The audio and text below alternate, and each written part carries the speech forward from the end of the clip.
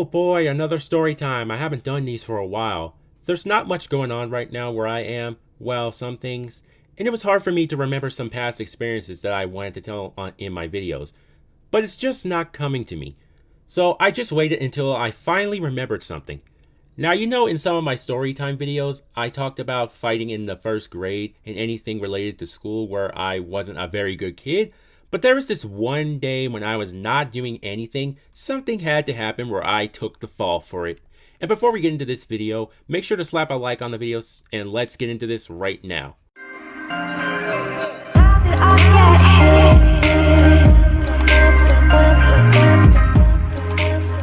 So this story time goes way back in the first grade, and this was right after I had that fight with that other kid I mentioned in another story time. If you missed that one, go check it out because it ties into this. So I was just in my class doing nothing bad.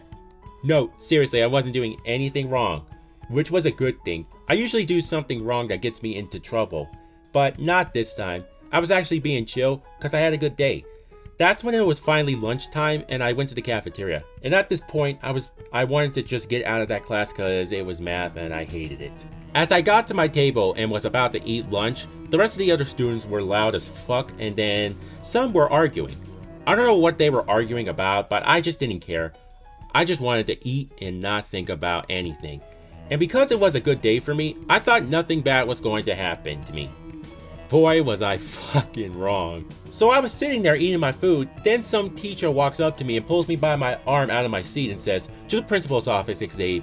And I was like, oh fuck, what did I do this time? I was trying real hard not to cause any trouble and I was doing good.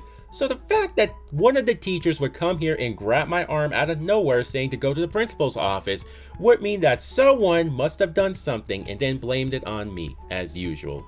So I go to the principal's office and I see two other students were there as well, which made me confused at first because I seen these two people before and know they would never do anything bad. So why were they even here in the first place? And the principal goes, "Xav, we received intel that an incident happened in the cafeteria and we wanted to know, were you a part of it?"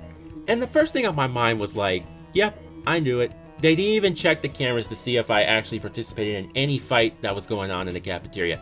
And to be honest, I heard screaming and other shit, but I didn't think it was a fight, so I was confused as to how they assumed I was involved in that when I was just sitting at my table.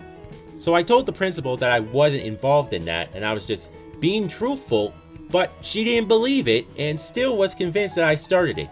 And since they wouldn't believe after I tried to tell them so many times, what was the one thing you should never do when you don't have any evidence to back your claims up and people refuse to believe you? You admit the things you never did at all.